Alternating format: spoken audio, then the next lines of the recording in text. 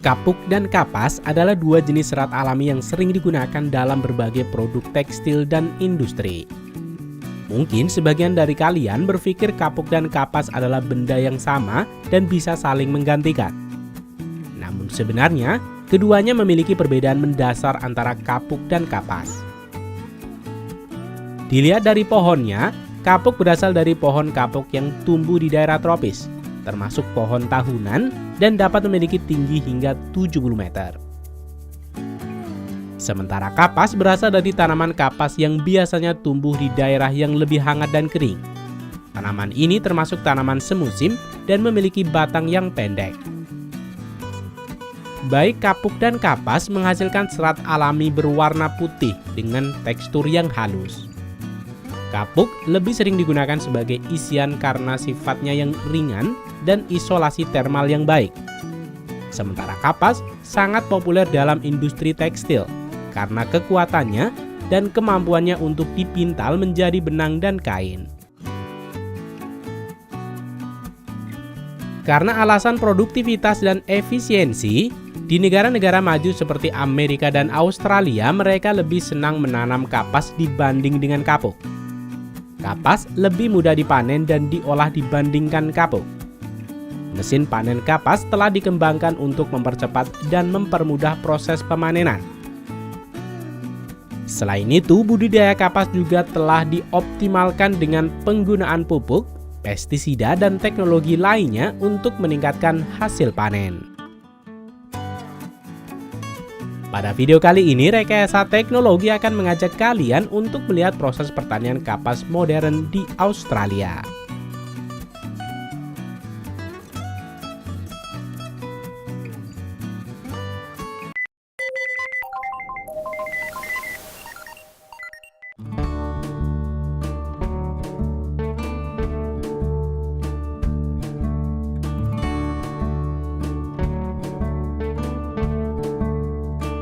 Pertanian kapas di Australia dimulai pada tahun 1850-an dan ditanam di Queensland.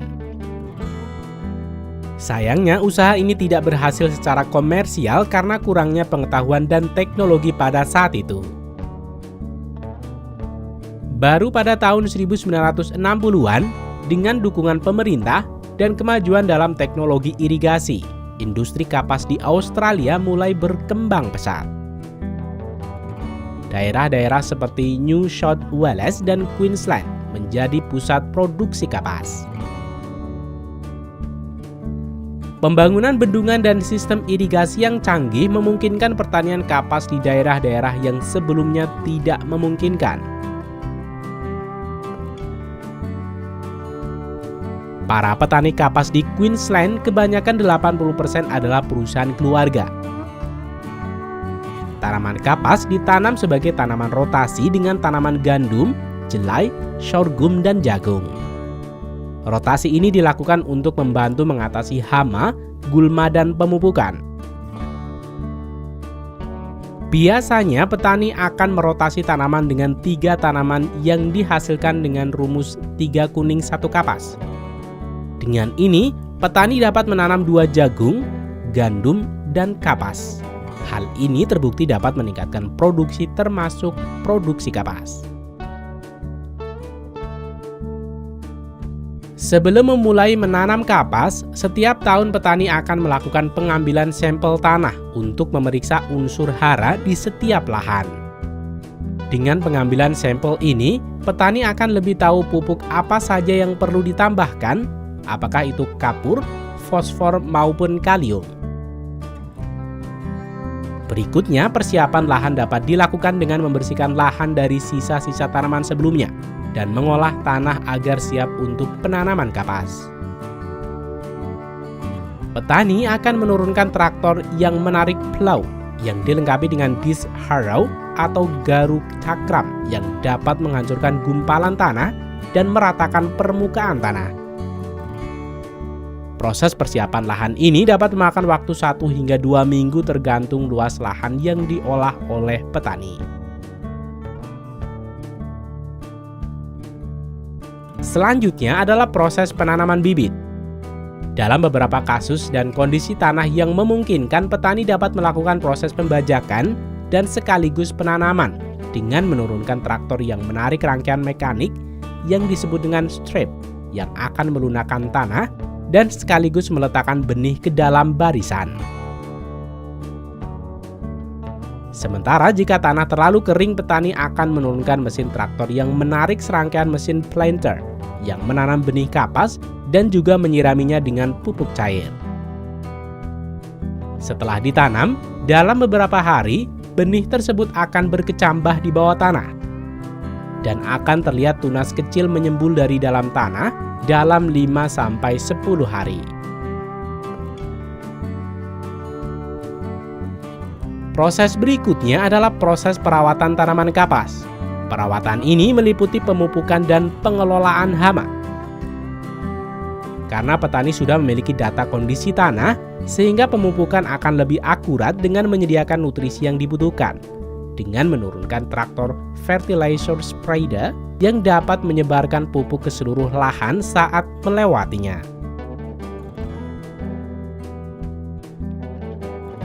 Sementara berbicara soal hama, di Australia setidaknya terdapat 30 serangga berbeda yang dapat menyebabkan kerusakan pada tanaman kapas.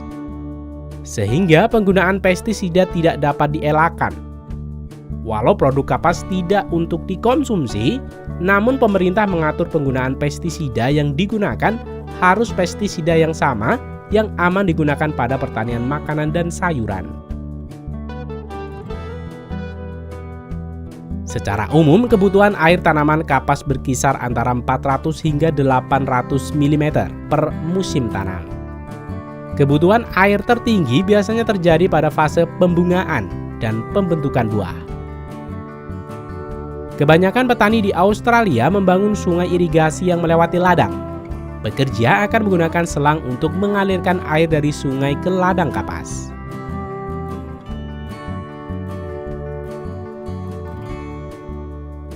Tanaman kapas biasanya mulai berbunga sekitar 7 hingga 8 minggu setelah penanaman. Waktu ini dapat dipengaruhi oleh varietas, kondisi iklim, kesuburan tanah, dan praktik pertanian yang diterapkan. Tanaman kapas akan mulai mengeluarkan bunga berwarna putih yang secara bertahap akan berubah menjadi warna ungu. Selanjutnya, bunga ini akan rontok dan menyisakan mangkuk kecil.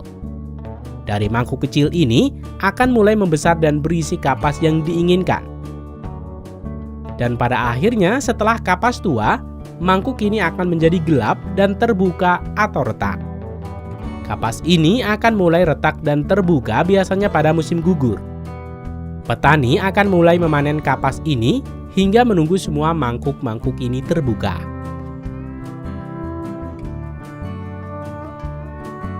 Siklus hidup tanaman kapas secara umum bisa mencapai 150 hari, terhitung sejak benih ditanam di tanah hingga siap dipetik. Pada akhir siklus hidup kapas dan proses pemanenan kapas biasanya dilakukan di bulan April hingga Mei. Ketika mangkuk kapas mulai terbuka dan seratnya muncul keluar, petani akan menurunkan mesin-mesin pemanen mereka. Mesin pemanen kapas ini akan berjalan melewati ladang. Barisan gigi di depan mesin harvester akan berputar dan menarik serat keluar dari mangkuk kapas untuk masuk ke dalam bak di belakang operator. Kapas ini akan dipres kemudian dibungkus dengan plastik berwarna kuning. Setelah penuh, mereka akan dijatuhkan di belakang mesin.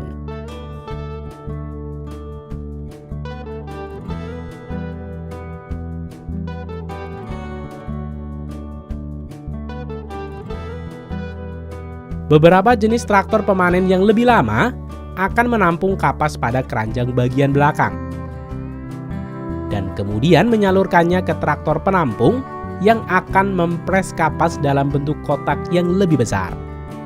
Kotak-kotak kapas ini disebut dengan modo.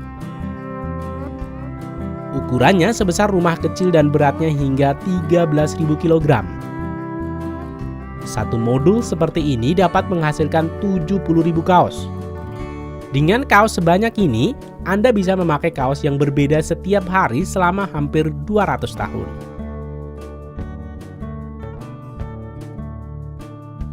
Modul-modul ini akan dibiarkan di ladang sampai dapat diambil untuk dijadikan gin. Kapas-kapas dari ladang ini masih harus diproses lagi menjadi kapas bersih dengan mesin gin.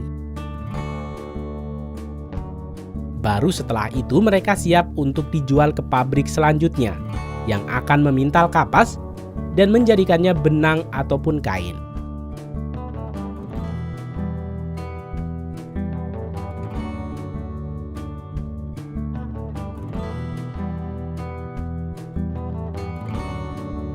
Sementara itu, ladang kapas yang telah selesai dipanen kapasnya, pekerja akan menurunkan semacam traktor mower yang akan menarik keluar tangkai dalam tanah dan memotongnya menjadi bagian kecil-kecil.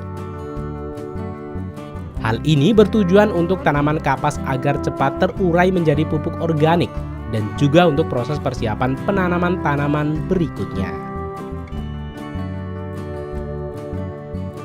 Australia hanya memproduksi 5% kapas dunia, dan hampir semua kapas Australia berasal dari pedalaman New South Wales dan Queensland. Kapas ditanam di lebih dari 90 negara di seluruh dunia. Kebanyakan dari mereka adalah negara berkembang. 80% kapas dunia ditanam di Cina, Amerika, India, Uzbekistan, dan Pakistan. Walau begitu, produk kapas Australia mampu menjadi pengekspor terbesar ketiga setelah Amerika Serikat dan Uzbekistan. Hal ini karena Australia mengekspor lebih dari 90% kapas produksinya.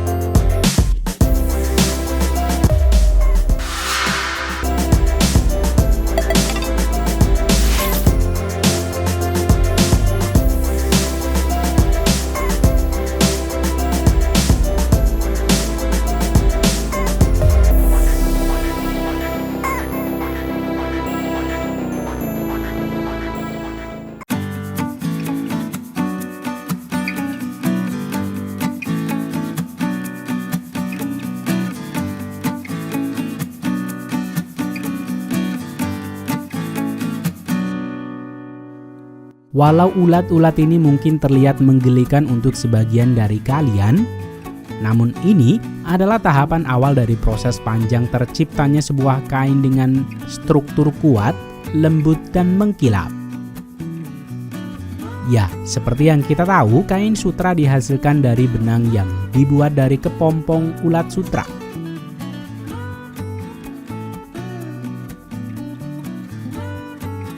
Ulat sutra atau ulat murbei merupakan salah satu jenis serangga yang menjadi penghasil sutera original yang memiliki nilai ekonomi tinggi.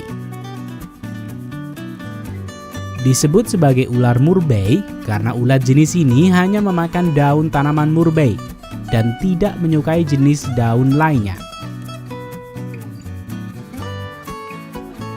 Lalu, bagaimana proses peternakan ulat sutera ini? Mari kita mengunjungi salah satu peternak ulat sutra.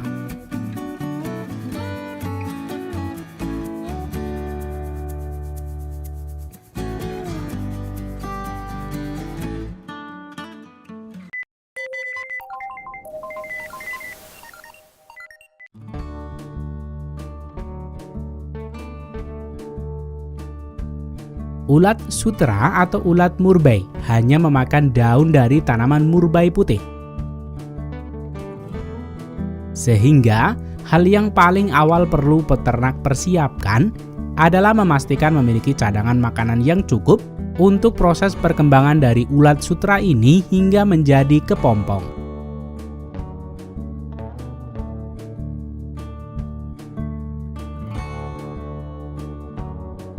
Sehingga tidak jarang peternak harus berkebun untuk menanam secara massal tanaman murbei putih ini.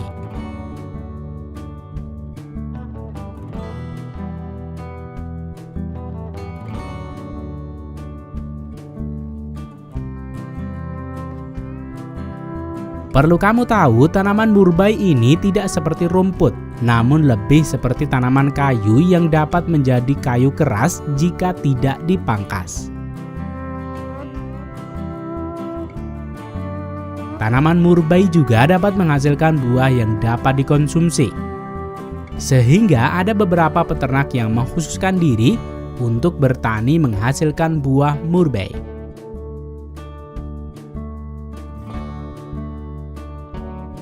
Tanaman murbei dapat tumbuh baik pada ketinggian lebih dari 100 meter di atas permukaan laut dan cukup matahari.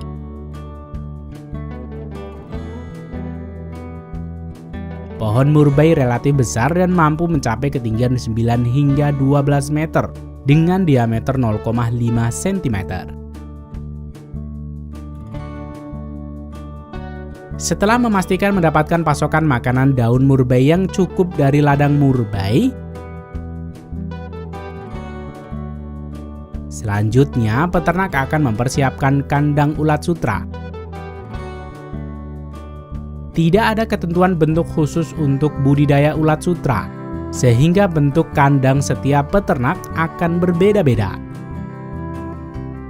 Namun, beberapa hal yang perlu diperhatikan adalah sebuah ruangan yang cukup besar sesuai dengan banyaknya ulat sutra yang akan petani budidayakan, dan harus dilengkapi dengan ventilasi yang baik.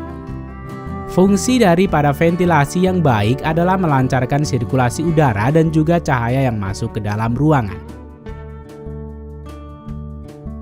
Kandang dapat terbuat dari kayu ataupun bambu yang dibentuk seperti rak-rak tempat ulat sutra hidup.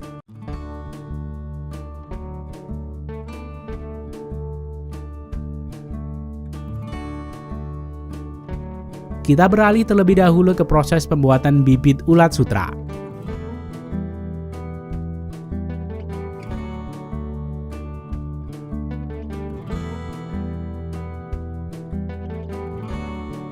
Ini adalah ngengat dewasa. Ngengat inilah hasil dari metamorfosis sempurna dari ulat sutra.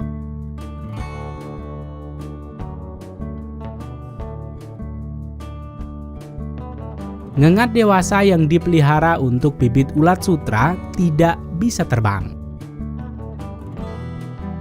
Ketika sudah dewasa dan musim kawin, para pekerja akan meletakkan pada tempat terbuka dan mencampurkannya pada papan khusus, sehingga ngengat ini akan mencari pasangannya untuk kawin.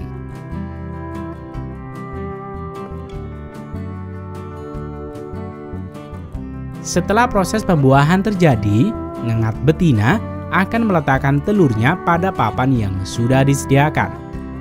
Telur ulat sutra berukuran sangat kecil, yaitu sekitar panjang 1,3 mm dan berat sekitar 0,5 mg, menjadikannya sangat rentan sehingga perlu penanganan yang tepat dalam proses penetasannya. Telur ulat sutra membutuhkan waktu 10 hari untuk menetas. Sebagian dari telur-telur ini akan didistribusikan ke peternak ulat sutra di sekitar penetasan ini. Bibit ulat sutra ini akan dikemas dengan kertas khusus yang dapat menampung bayi ulat sutra mulai dari 24.000 hingga 25.000 bibit ulat sutra. Walau terlihat mungil, bayi ulat sutra ini sudah mulai membutuhkan makanan yang banyak. Peternak akan segera membukanya, memasukkan daun murbei dan menutupnya kembali. Peternak juga harus memperhatikan suhu dan kelembaban pada awal perkembangan ulat sutra ini. Selanjutnya beralih ke tahap pokok peternakan ulat sutra, yaitu pemberian pakan. Tahapan ini akan menentukan hasil daripada benang sutra yang dihasilkan.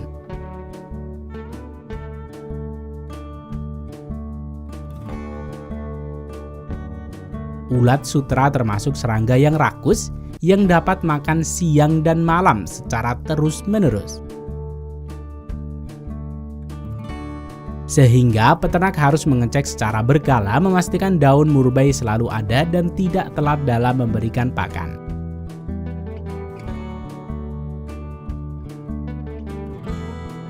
Karena ulat sutra hanya memakan daun murbei, membuat hal ini menjadi mudah bagi peternak dalam menyediakan pakan.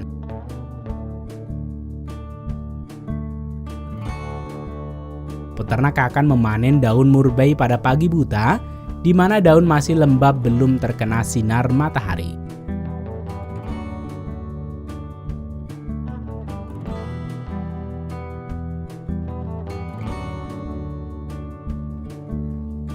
Peternak akan memberikan daun murbei tanpa cabang untuk sutra yang masih kecil.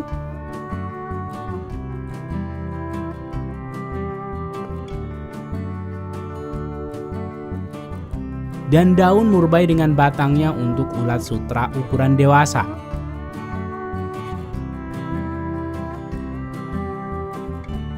Jumlah daun ini dapat 2-3 kali lipat dibanding yang diberikan kepada ulat sutra kecil.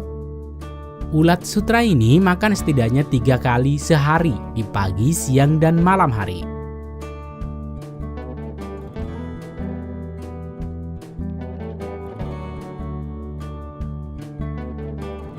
Pada fase ulat, tubuh ulat sutra akan berganti kulit hingga 4 kali. Hingga larva ini tumbuh menjadi ulat sutra berukuran kurang lebih 8 cm.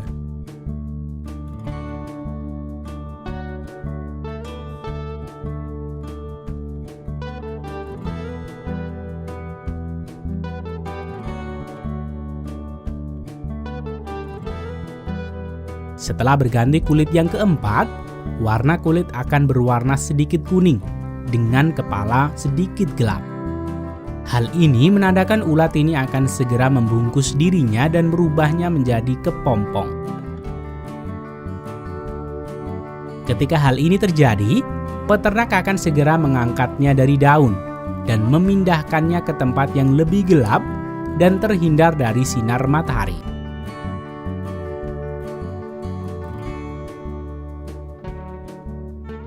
Kemudian pekerja akan menempatkan kayu berpetak dan membiarkan ulat sutra ini memanjat dan memilih tempat untuk berubah menjadi kepompong.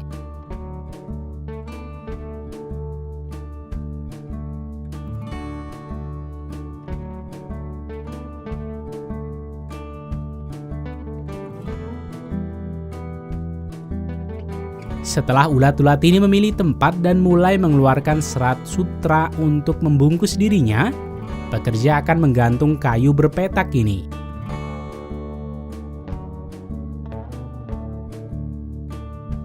Dalam kurun waktu 8 hingga 9 hari setelah digantung, ulat ini akan berubah menjadi ngengat.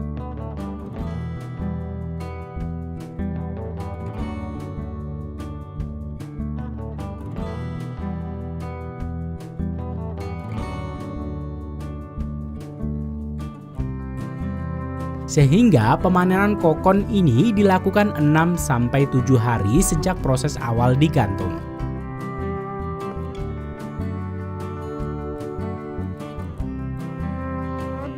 Proses pemanenan ini harus dilakukan sebelum pupa berubah menjadi ngengat.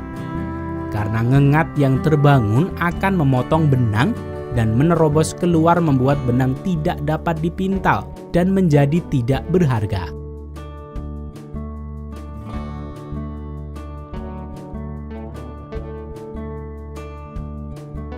Pada 6 hingga 7 hari sejak proses awal, peternak akan mengambil dan memisahkan kepompong atau pupa dari kayu dengan mesin ini. Mesin ini akan mendorong pupa dan menjatuhkannya di tempat yang sudah disediakan.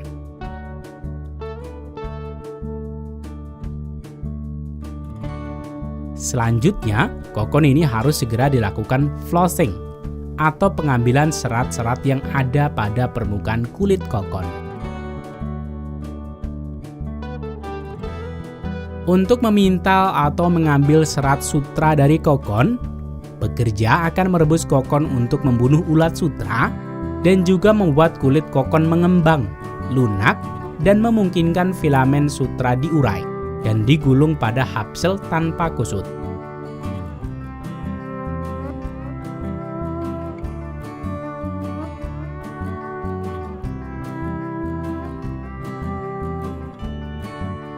Proses perebusan ini mempengaruhi mutu benang sutra yang dihasilkan. Semakin banyak jumlah benang yang putus selama proses reeling yang diakibatkan oleh proses perebusan yang terlalu lama maupun yang terlalu sebentar, menyebabkan semakin rendah presentasi daya gulung filamen. Dan panjang filamen yang terbentuk akan semakin pendek.